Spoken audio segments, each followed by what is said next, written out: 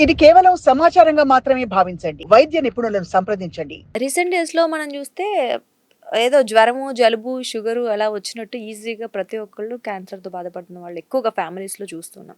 ఇందుకు కారణం ఏంటి అసలు క్యాన్సర్ కేసులు ఇండియాలో పెరగటానికి? డెఫినెట్‌గా క్యాన్సర్ ట్రెండ్స్ అంటామండి. ఎవ్రీ 10 ఇయర్స్‌కి, ఎవ్రీ 5 ఇయర్స్‌కి ఎలా అవుతుంది, ఏంటి అనేది క్యాన్సర్ ట్రెండ్స్ చేస్తాము. అవును. ఆల్మోస్ట్ మనకేంటంటే 2010తోని పోల్చుకుంటే ఆల్మోస్ట్ 150 టైమ్స్ 150% ఇంక్రీజ్ అయింది. అంటే 1½ టైమ్ ఇంక్రీజ్ అయింది క్యాన్సర్ ఇన్సిడెన్స్ అనేది. ఓకే. ఇప్పుడు రీసెంట్‌గా 2025, 2026 చూసుకుంటే. దీనికి వేరియస్ రీజన్స్ ఉన్నాయండి. మనకేంటంటే one of the main reason ఏంటంటే ఏజ్డ్ పాపులేషన్. మనకి ఏజ్డ్ పాపులేషన్ ఏజ్డ్ ఎక్కువుండడం. పాపులేషన్. హ్మ్. యూజువల్‌గా క్యాన్సర్ అనేది చిన్న వయసులో గానీ, యంగ్ పీపుల్‌లో గానీ వచ్చే అవకాశం చాలా తక్కువ ఉంటుంది. మనకి లైఫ్ ఎక్స్‌పెక్టెన్సీ పెరిగింది. కాబట్టి ఏజ్డ్ పీపుల్ ఎక్కువ ఉంటున్నారు కాబట్టి ఒకటి క్యాన్సర్ ఇన్సిడెన్స్ అనేది పెరిగింది. రెండోదేంటంటే మనకి హెల్త్ చెక్ అనేది ఇంతకుముందు చాలా వరకు విలేజ్‌లో ఎందుకు చనిపోతున్నారో కూడా తెలుసుకునేవాళ్ళు కాదు. ఓహ్! ఓకే. ఆ! ఇప్పుడేంటంటే ఎవ్రీబడీ అవేర్. అంటే హెల్త్ గురించి అవేర్‌నెస్ పెరిగింది. సో, వాళ్ళు అట్‌లీస్ట్ ఒక సింప్టమ్ ఉంటే ఎవాల్యుయేట్ చేసుకోవటము ఇవి అనేది పెరిగింది. సో, దీనివల్ల మనకి కొద్ది టెస్ట్‌లు ఎక్కువ పెరిగాయి. టెస్ట్‌లు చేయడం వల్ల మనకి కొద్దిగా క్యాన్సర్ ఇన్సిడెన్స్ అనేది పెరిగింది. మూడోదేంటంటే మనకి స్క్రీనింగ్. హ్మ్. చాలామందికి ఇంతకుముందు క్యాన్సర్ రాకముందే స్క్రీనింగ్ చేసుకోవడం ఇవన్నీ ఏం చేసుకునేవాళ్ళు కాదు. ఓకే. ఆ! ఇప్పుడు మనకి హెల్త్ అవేర్‌నెస్ పెరగడం వల్ల మనకి క్యాన్సర్ రాకముందు వచ్చిందా లేదా అనేది స్క్రీనింగ్ పెరగడం వల్ల కొన్ని రకాల క్యాన్సర్స్ డెఫినెట్‌గా పెరిగాయి. అంటే గతంలో ఉన్నప్పటికీ ఇంతగా గుర్తించలేదేమో ఇంత అంటున్నారు. గుర్తించలేదు. అది ఒక్క రీజన్. అదర్ రీజన్ ఏంటంటే మెయిన్‌గా మన లైఫ్ స్టైల్ చేంజెస్ చాలా వరకు ఎక్కువైనాయండి. డెఫినెట్‌లీ. మనం గనక ఒక క్యాన్సర్ తీసుకుంటే 60% వరకు క్యాన్సర్‌లు మన అలవాట్ల వల్ల, మన లైఫ్ స్టైల్ వల్లే వస్తాయి. ఓహో! ఫర్ ఎగ్జాంపుల్ మనం లంగ్ క్యాన్సర్ తీసుకుందాం. One of the most common cancers in India lung cancer తీసుకుందాం. ఓరల్ క్యాన్సర్ తీసుకుందాం. ఈ రెండిటికి 100 మందికి తీసుకుంటే 90 మందికి ప్రధానమైన కారణం ఏముంటుంది అంటే స్మోకింగ్. ఓకే. ఆ! స్మోకింగ్ అనేది పెరిగింది. మన స్ట్రెస్ లైఫ్ వల్లో, దేనివల్లో మనకి స్మోకింగ్ అనేది, బ్యాడ్ హ్యాబిట్ ఆల్కహాల్ అనేది మనకి పెరుగుతూ వస్తుంది. ఇది అలవాట్లనేది. అండ్ అదర్ ఏంటంటే obesity. One of the most common pandemic across the world. Okay. World మొత్తంలో ఒబేసిటీ అనేది మనకి పెరుగుతూ ఉంటుంది. ఒబేసిటీ ద్వారా కూడా మనకు చాలా రకాల క్యాన్సర్స్ వస్తాయి. For example endometrial cancer, breast cancer, pancreatic cancer, ఇట్లాంటి ఒబేసిటీ రిలేటెడ్ క్యాన్సర్స్ ఇవి మనకి ఒబేసిటీ అనేది పెరుగుతుంది. సో, మనకు ఆహారపు అలవాట్లు జంక్ ఫుడ్స్ ఎక్కువ తింటున్నాం. తినడం వల్ల. ఆ! ఎక్కువ స్మోక్ ఫుడ్ ఎక్కువ తినడం వల్ల స్టమక్ క్యాన్సర్ వస్తుంది. రెడ్ మీట్స్ ఎక్కువ తినడం వల్ల కోలాన్ క్యాన్సర్ వస్తుంది. ఇట్లా మనం తినే ఆహారపు అలవాట్లు కూడా చాలా వరకు చేంజ్ అయ్యాయి. అండ్ మనం చాలా వరకు తినేది అడల్టరేటెడ్ ఫుడ్. హ్మ్. దీనివల్ల కొన్ని రకాల ఇబ్బందులు ఉంటున్నాయి. ఇంకోటేంటంటే మనం హెల్తీ అంటే వాకింగ్, ఎక్సర్‌సైజెస్ ఇవి మనం కంప్లీట్‌గా మానేసాం చాలా వరకు. Right. At least in a day 30-40 minutes brisk exercise అనేది మన బాడీకి చాలా మ్యాండేటరీ.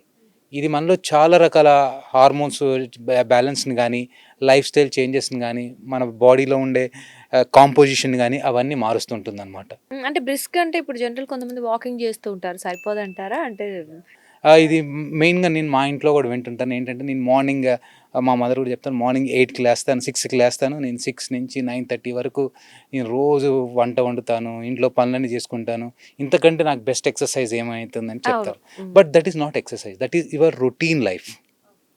బ్రిస్క్ ఎక్సర్సైజ్ అంటే at least your heart rate should be more than 110, 120 ఉండాలి. మనం మానిటరింగ్ చేసుకునేటప్పుడు. So, that is called brisk exercise.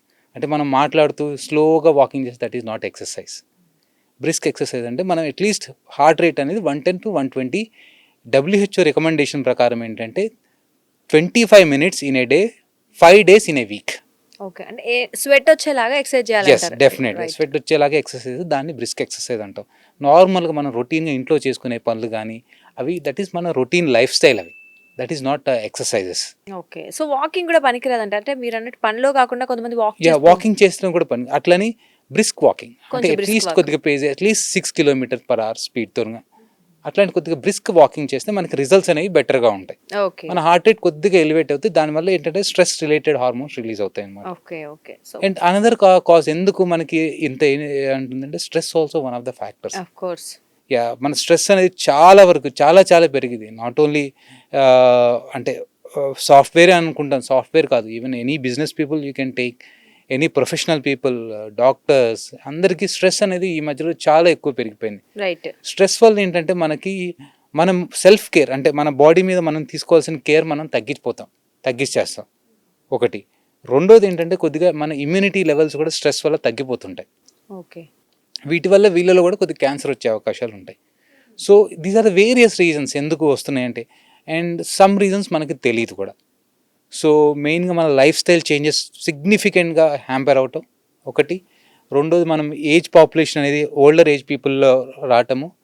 మూడోది మనకి డయాగ్నోస్టిక్ టెస్ట్లు ఇవన్నీ ఈల్డ్ అవటం. ఈ 3 రీజన్స్ వల్ల మనకి క్యాన్సర్ ఇన్సిడెన్స్ అనేది మనం ఇప్పుడు ఎక్కువగా చూస్తున్నాం. అండ్ ఇక్కడ ఇంకొకటి, మనం పెస్టిసైడ్స్ అంటే ఫుడ్ అది పండించేటప్పుడే కొంచెం పెస్టిసైడ్స్ ఎక్కువ వాడటం వల్ల అది ఫుడ్లో కలిసిపోయి మనం తినే పదార్థాలు వస్తుందని కొన్ని వింటాము.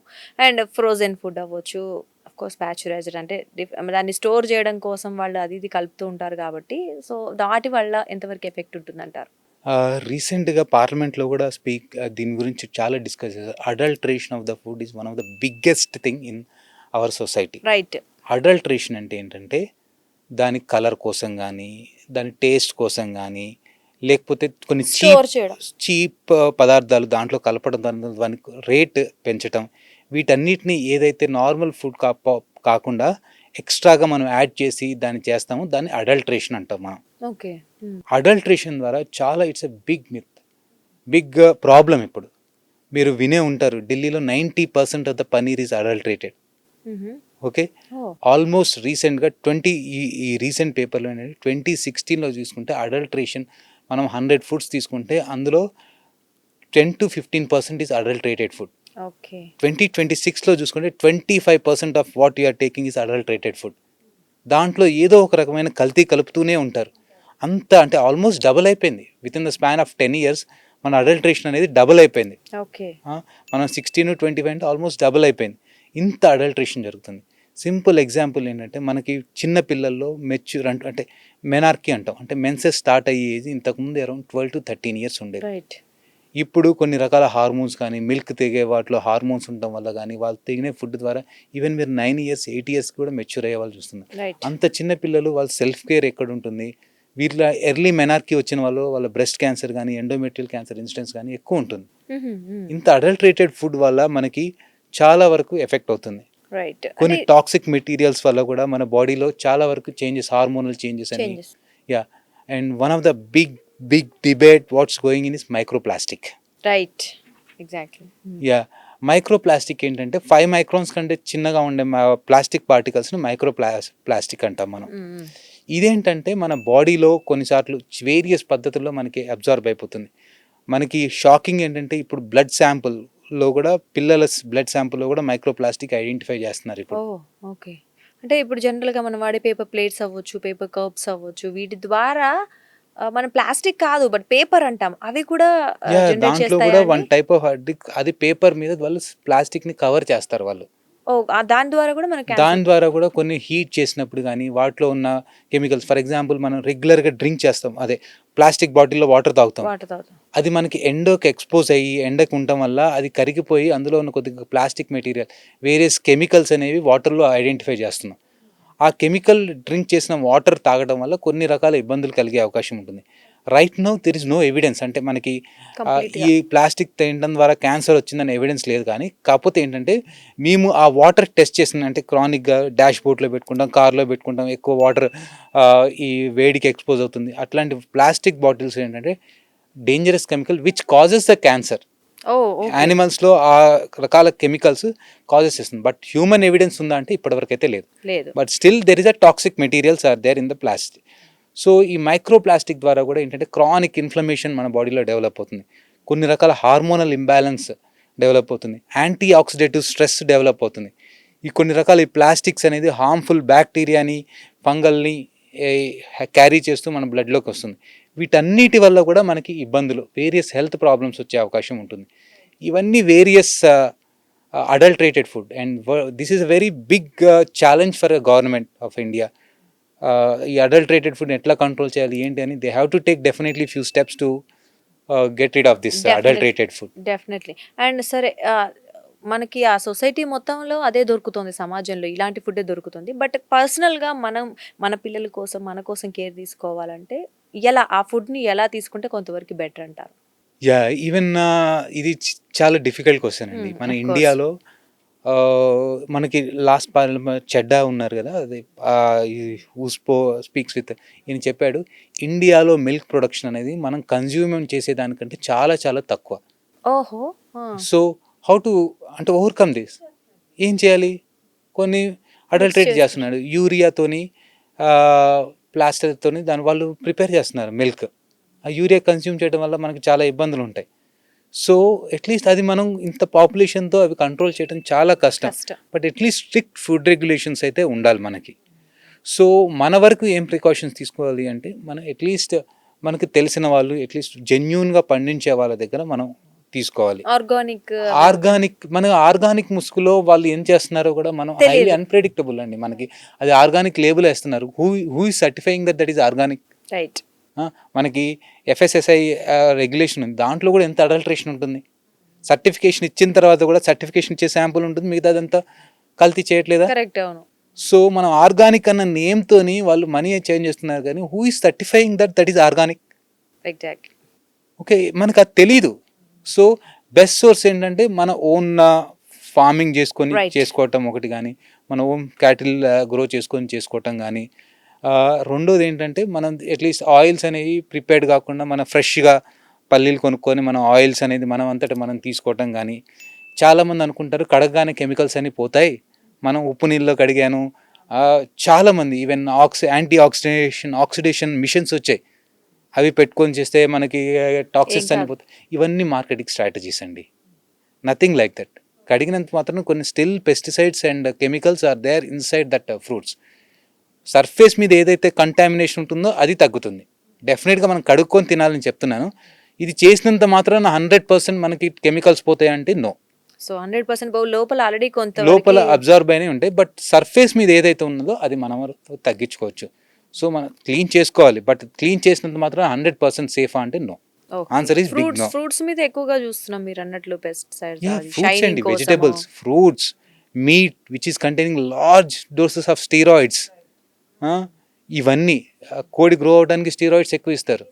సో అది steroids, we can't remove them. Right. So adulterated is big problem in the Indian society. చెప్పాలి అంటే కల్తీ నడుస్తుంది. ఆ కల్తీ వల్లే క్యాన్సర్ కేసులు ఎక్కువ జరుగుతుంది. మనం చేసుకోదగిన precautions we have to take. At least మన ఓన్ ఫార్మింగ్ కానీ, అట్లీస్ట్ విలేజ్లో మనకు తెలిసిన వాళ్ళు పండిస్తే వాళ్ళ దగ్గర తీసుకోవటం కానీ, అట్లాంటి కొన్ని మెజర్స్ చేయడం ద్వారా మనం అట్లీస్ట్ మన పిల్లల్ని కొద్దిగా సేఫ్ చేయటం, మన ఆరోగ్యాన్ని మనం కాపాడుకోవటం కొద్దిగా హెల్ప్ అవుతుంది. రైట్.